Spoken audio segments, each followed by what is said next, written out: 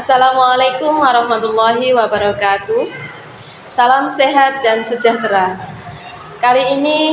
Pada kesempatan kali ini, saya akan melakukan pengamatan proses coaching yang akan dilakukan oleh Bapak Supriyono sebagai coach dan Ibu Tituk Nurdiana Fatmawati sebagai coachee, di mana terjadi sebuah kegelisahan atau keresahan yang dialami oleh Ibu Tituk Nurdiana Fatmawati bahwa beberapa murid di kelasnya pada saat pembelajaran IPA tidak mengumpulkan tugas tepat waktu. Hal ini jelas bahwa murid tersebut telah melanggar kesepakatan kelas. Pada tahap percakapan coaching ini terdapat 3 kegiatan, yaitu pra-observasi, yang kedua adalah tahap observasi, dan yang ketiga adalah tahap pasca observasi. Pada tahap pertama, yaitu pra-observasi, saya akan melakukan percakapan terhadap coach, yaitu Bapak Supriyono. Berikut percakapan pra-observasi yang akan saya lakukan terhadap Bapak Supriyono sebagai coach. Selamat siang Pak Supri. Selamat siang Ibu Stasya. Oke, Pak Supri sudah siap melakukan coaching nanti? Ya, siap Bu. Oke, nah pada pelaksanaan coaching nanti kita perlu mendiskusikan dulu ini Pak Supri, rubrik penilaian yang akan Pak Supri lakukan pada saat proses coaching atau percakapan coaching nanti yang Pak Supri lakukan. Ya, Bu. Nah, apa saja Pak Supri yang menjadi indikator penilaian Pak Supri nanti? Ya, saya nanti akan melakukan percakapan dengan teknik Tirta Ibu, di mana T-nya itu adalah tujuan dari coaching yang akan disampaikan apa, kemudian indikator dari kegiatan tadi nanti apa, kemudian rencana aksi yang akan dilakukan oleh coaching apa saja, dan tanggung jawab dari coaching nanti apa itu. Ada lagi Pak Supri? Dan saya akan nanti bebas dari asumsi saya, di mana jawaban yang di hasil dari percakapan nanti murni dari apa yang ingin dikembangkan dari coaching saya. Kemudian saya akan fokus pada apa yang dikembangkan dari coaching tanpa ada asumsi dari saya. Ya, mengenai kompetensi coaching yang ingin Bapak kembangkan, apa kompetensi coaching yang ingin Bapak kembangkan nanti pada saat proses coaching yang Bapak lakukan? Ya, saya nanti akan hadir secara penuh tanpa kegiatan yang lain yang saya lakukan. Kemudian saya akan mendampingi dengan aktif dari kegiatan saya nanti bersama coaching, dan saya mengajukan beberapa pertanyaan yang berbobot Ibu, yang akan menggali permasalahan yang coaching hadapi. Ya, dari beberapa kompetensi coaching yang Bapak sampaikan, Bapak ingin mengembangkan kompetensi yang lebih spesifik itu yang bagian mana Pak Abdi? Ya, yang pertama nanti yang saya ingin kembangkan adalah kehadiran yang secara penuh tanpa kegiatan lain yang saya lakukan. Kemudian yang kedua, saya akan mengidentifikasi lebih dalam dari apa masalah yang Ibu Tituk nanti hadapi. Ya, itu Bu. Ya, kemudian selanjutnya Pak Apri, dari proses percakapan coaching yang Bapak Supri lakukan nanti, indikator ketercapaian dari pengembangan Pak Supri bisa Pak Apri lihat dari apa saja ini? Ya, pertama nanti saya akan melihat dari jawaban dari Bu Tituk, apa yang beliau sampaikan itu sudah puas atau tidak dengan hasil dari percakapan tadi. Kemudian memotivasi dari Bu Tituk agar lebih mengembangkan dari apa yang beliau jawab nanti itu. Dan komitmen dari setelah kegiatan coaching yang dilakukan ini nanti. Oke. Berikut adalah percakapan coaching antara Bapak Supriyono sebagai coach dan Ibu Tituk Nurdiana Fatmawati sebagai coachee. Mari saksikan bersama. Assalamualaikum Pak Supri. Waalaikumsalam Bu Tito. Pak Pri ada waktu enggak Pak Pri atau sedang ada mengajar ini? Ya. Ini saya lihat-lihat jadwal dulu Bu. Oke. Oh ya Bu, ini saya sedang free Bu, tidak ada kegiatan lain. Tadi setelah dari kelas 4, ini sedang istirahat. Pak Pri, saya boleh enggak Pak Pri berkenan enggak kalau saya minta waktunya sedikit saja hari ini? Saya itu sedang ada keresahan di hati saya Pak Pri tentang pembelajaran saya di kelas. Kira-kira Pak Pri berkenan apa mboten? Ya Bu, silakan Ibu sampaikan apa yang menjadi keresahan dari Ibu agar Ibu mendapatkan itu. Makasih Pak Pri. Jadi gini Pak Pri, akhir-akhir ini tuh saya tuh bingung gitu Pak Pri rasanya. Ada beberapa siswa di kelas yang saya ampu itu yang tidak mengumpulkan tugas tepat waktu Pak Pri. Padahal kan apa itu ya, kalau di kelas saya itu kan biasanya ada kesepakatan kelas begitu ya. Tapi kenapa kok sudah ada kesepakatan kelas, tapi masih ada beberapa siswa itu yang tidak mengumpulkan tugas tepat waktu, dan bahkan itu beberapa kali seperti itu Pak Pri. Jadi kan saya resah ya Pak Pri ya. Saya tuh bertanya-tanya sama diri saya sendiri, kenapa gitu, apa yang terjadi sama diri saya gitu kan, apakah ada yang salah dengan diri saya atau memang ada yang harus diperbaiki, seperti itu Pak Pri. Jadi saya ini di sini meminta waktunya Pak Pri bertujuan untuk mengeluarkan segala keresahan yang saya miliki Pak Pri. Nanti semoga setelah melakukan percakapan ini saya mempunyai solusi seperti itu Pak untuk perbaikan di kelas saya gitu. Harapan dari Ibu dengan kegiatan ini nanti apa Ibu? Saya ingin nanti setelah saya bercakap-cakap dengan Pak Tri itu pikiran saya jadi terbuka seperti itu loh Pak. Jadi selama ini tuh apa yang saya lakukan tuh apakah benar atau tidak seperti itu. Kemudian nanti hal-hal yang akan saya lakukan ke depan itu menurut Pak Pri apakah sudah sesuai atau belum, karena kan di sini di sekolah ini kan Pak Pri kan sebagai senior saya gitu kan. Jadi saya ini ngangsu kawuh lah gitu ya Pak Pri ya. Jadi seperti meminta pendapat gitu ke Pak Pri ke depan, semoga apa yang saya lakukan nanti bernilai baik gitu Pak untuk pembelajaran di kelas saya gitu Pak. Oh jadi begitu ya Bu? Iya. Bu Tito, ingin saya siswa Ibu mengumpulkan tugas itu bagaimana Bu? Dalam tepat waktu, yang berapa siswa yang tidak mengumpulkan tepat waktu atau bagaimana? Saya itu kan mengajar di 5 kelas ya Pak ya, di kelas 7A sampai 7E. Itu rata-rata itu di setiap kelasnya itu ada 3 sampai 4 anak itu yang tidak mengumpulkan apa itu Pak tugas tepat waktu gitu Pak. Padahal kan kami sudah ada kesepakatan kelas ya Pak ya. Jadi beberapa kali siswa-siswa tersebut itu melanggar gitu Pak, melanggar kesepakatan kelas. Itu permasalahannya Pak di kelas saya gitu. Oh, jadi siswa Ibu sering terlambat dalam melakukan tugas dan tidak melakukan melanggar kesepakatan kelas yang mereka sudah sepakati. Iya, Lalu betul. apakah ada siswa yang lain Ibu yang terlambat mengumpulkan tugas Bu? Sejauh pengamatan saya ya Pak ya, dari data-data yang saat ini saya analisis itu ya itu tadi Pak, dari kelas 7A sampai 7E itu dalam satu kelas itu sekitar 3 sampai 4 atau 5 anak yang tidak mengumpulkan tugas Pak. Dan anaknya itu saja Pak, gitu kan Pak. Tidak berubah anaknya ya itu saja yang mengumpulkan tugasnya tidak tepat waktu, seperti itu Pak.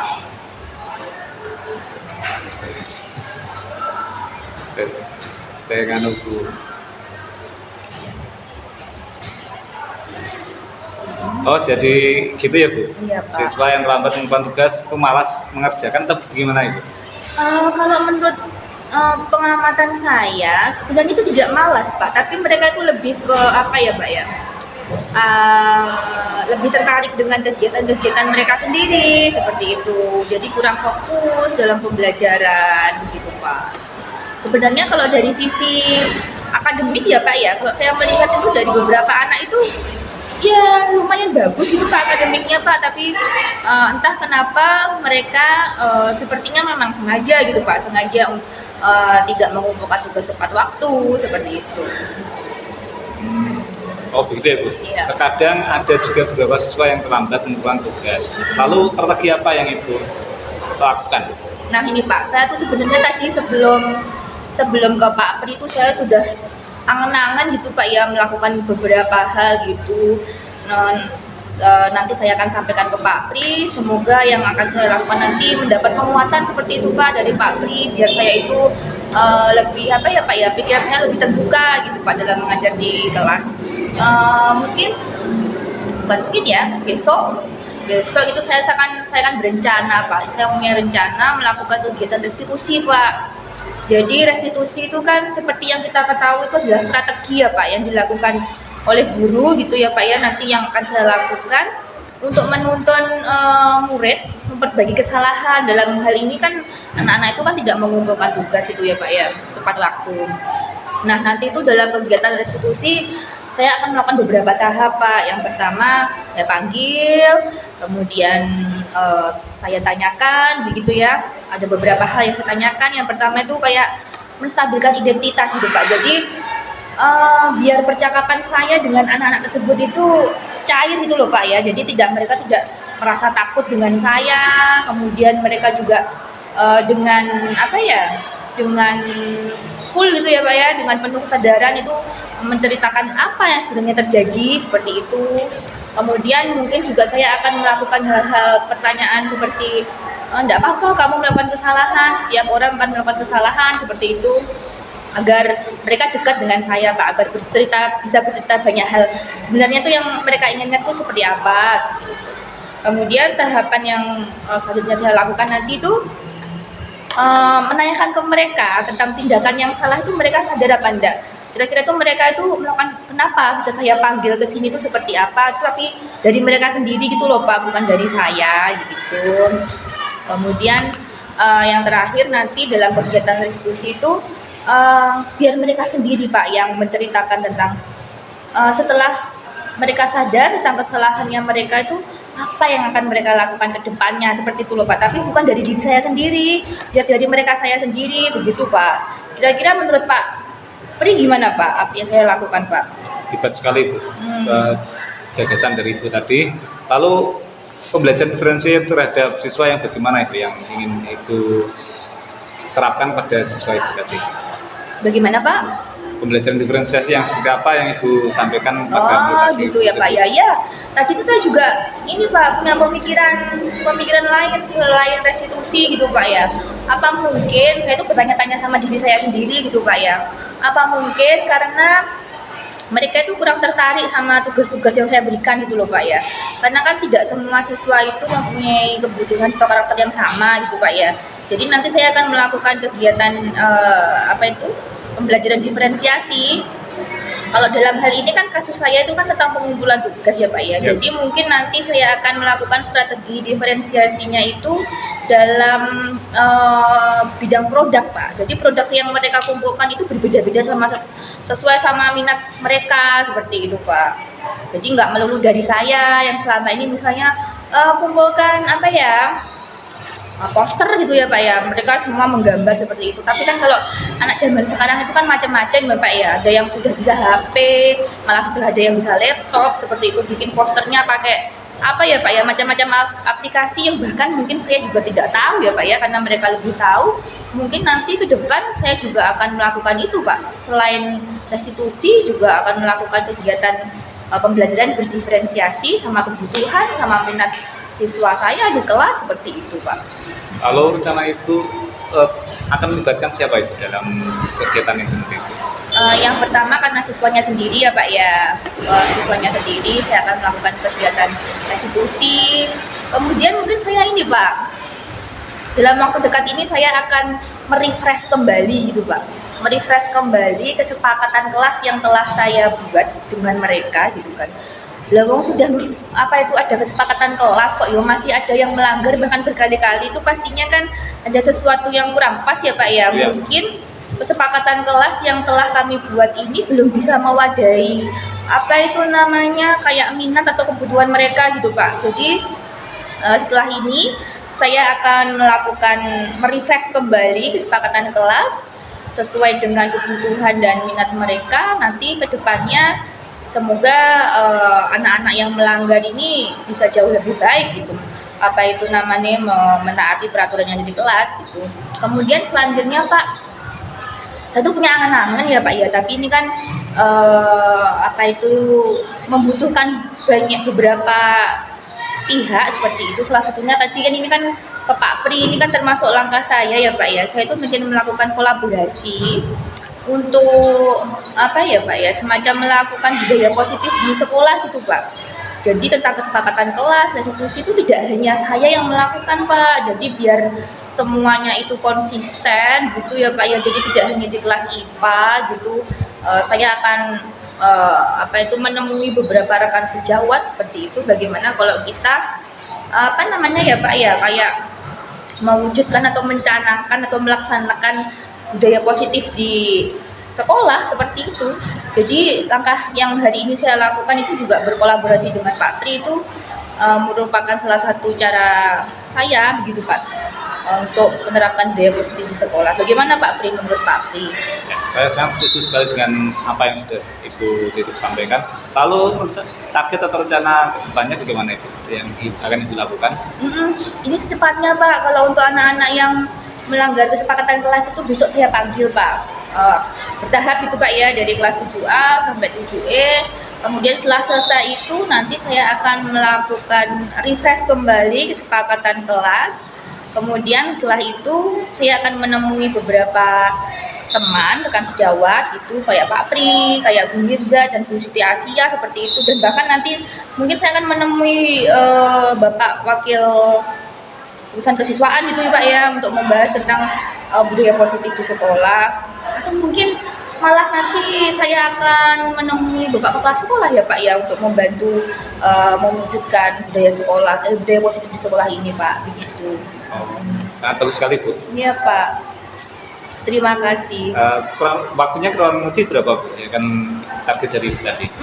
Target saya sih kalau menemui siswa itu sekitar karena 5 kelas ya Pak ya, jadi mungkin 5 hari untuk menemui siswa, kemudian untuk melakukan kesepakatan kelas juga karena 5 hari juga, apa itu 5 kelas berarti juga 5 hari, berarti 10 hari ya, 2 minggu ya Pak ya, 2 minggu untuk melakukan rencana aksi yang saya lakukan begitu Pak ke depannya. Ya, sangat bagus sekali. Saya mendukung dengan kegiatan yang akan Ibu lakukan untuk mencarikan solusi dari permasalahan Ibu tadi. Iya. Lalu jadi minggu depan kita dapat bertemu lagi. Saya akan menanyakan kembali pada Ibu tentang apa hasil dari yang sudah Ibu rencanakan tadi.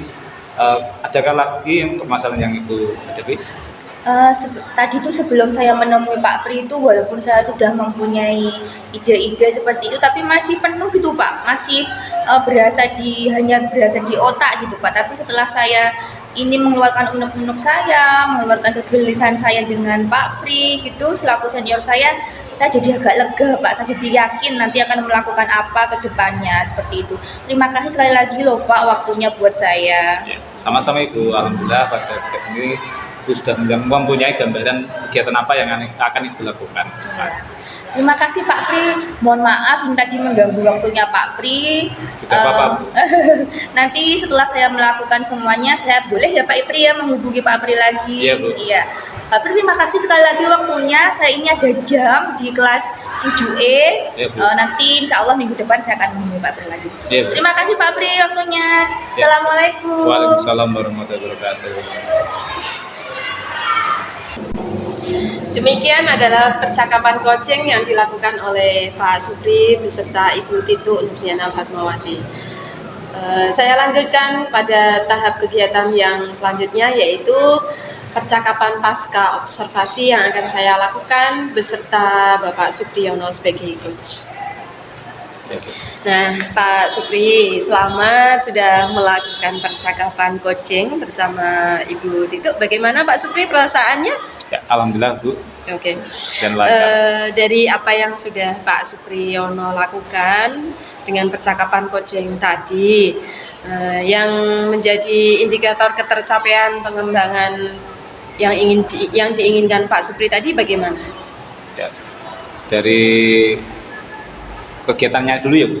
Tadi sudah saya lakukan teknik coaching dengan teknik Tirta, yaitu di mana saya sudah menggali tujuan dari kegiatan Bu Tito yang akan Ibu Tito lakukan, dan mengidentifikasi yang Bu Tito ingin capai dari kegiatan tadi, kemudian rencana aksi ya, dari kegiatan Bu Tito tadi, di mana Bu Tito tadi mengalami masalah muridnya melanggar kesepakatan kelas yang Bu Tito yang sudah disepakati bersama Ibu Tito.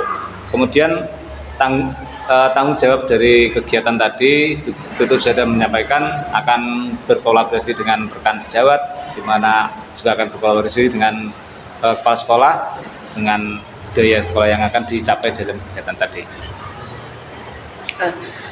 Jadi bisa saya sampaikan bahwa hasil observasi yang saya terima, yang saya dapatkan dari percakapan coaching Pak Supri beserta Ibu Tito, bahwa Pak Supri sudah melakukan alur tirta selamat Pak Supri dengan tujuan yang digali oleh Pak Supri kepada Bu Tito, kemudian mengidentifikasi dari permasalahan atau keresahan yang dialami oleh Ibu Tito. Kemudian Pak Supri juga sudah menggali dari rencana aksi yang akan dilakukan oleh Ibu Tito ke depannya, sehingga Ibu Tito mampu mengatasi atau menyelesaikan permasalahan yang dialami oleh Ibu Tito di kelasnya, yaitu muridnya yang tidak mengumpulkan tugas secara disiplin begitu. Kemudian tadi juga Pak Supri sudah menanyakan komitmen mengenai rencana aksi yang dilakukan oleh Ibu Tito, dan itu sudah Pak Supri lakukan semuanya. Selain itu, percakapan coaching yang saya dengarkan yang dilakukan oleh Pak Supri juga bebas dari penilaian atau asumsi. Dari percakapan tadi, saya sama sekali tidak mendengarkan asumsi atau penilaian atau judgement yang dilakukan oleh Bapak Supriyono. Dan Pak Supriyono tadi sudah fokus pada area yang ingin dikembangkan tadi, yaitu kehadiran penuh. Pak Supriyono menghadirkan seluruh jiwa dan raganya terhadap situasi yang dialami oleh Ibu Tito. Saya sangat mengapresiasi sekali. Kemudian berdasarkan hasil percakapan tadi, Pak Supri sudah mengembangkan kehadiran penuh begitu. Kemudian kompetensi apalagi yang ingin Pak Supri kembangkan selain kehadiran penuh setelah Bapak Supri melakukan percakapan coaching barusan dengan Ibu Tito? Iya Bu, terima kasih. Selain kehadiran penuh, yang akan saya kembangkan adalah tadi Bu, identifikasi dari masalah yang coaching hadapi. Jadi nanti saya akan terus belajar dan mengembangkan identifikasi masalah tadi. Walaupun tadi sudah berjalan dengan lancar, menurut saya masih kurang dalam mengidentifikasi masalah, dalam menggali ide-ide dari gagasan dari coaching lakukan itu. Begini Pak Supri, kompetensi yang dapat dikembangkan dalam percakapan coaching itu ada 3, diantaranya adalah kehadiran penuh atau presence, kemudian mendengarkan secara aktif, dan mengajukan pertanyaan yang berbobot. Berdasarkan percakapan kita tadi pada pra-observasi, Pak Supri ingin mengembangkan kehadiran penuh dan Pak Supri sudah melakukannya. Nah, selain kompetensi kehadiran penuh ini, kompetensi apa lagi yang ingin Pak Supri kembangkan begitu? Ya Bu, selain kehadiran penuh, akan lebih belajar lagi dalam mengajukan pertanyaan pada coach yang lebih berbobot Ibu. Mungkin tadi ada yang kurang menurut saya, karena beberapa pertanyaan saya kurang berbobot dalam menggali ide dari coach tadi Bu. Ya, demikian Bu dari saya. Ada lagi Pak Supri? Ya, dengan terus belajar, memperbaiki teknik-teknik yang saya akan pelajari lagi Bu. Saya akan berkolaborasi dengan teman-teman tentang bagaimana cara coaching dengan teknik tirta yang lebih baik Ibu. Baik, selamat Pak Supri sekali lagi. Terima kasih telah menyaksikan rangkaian kegiatan coaching yang dilakukan oleh Pak Supriyono. Demikian tadi adalah percakapan coaching antara Bapak Supriyono dengan Ibu Tito Nurdiana Fatmawati. Terima kasih telah menyaksikan. Saya akhiri. Wassalamualaikum warahmatullahi wabarakatuh.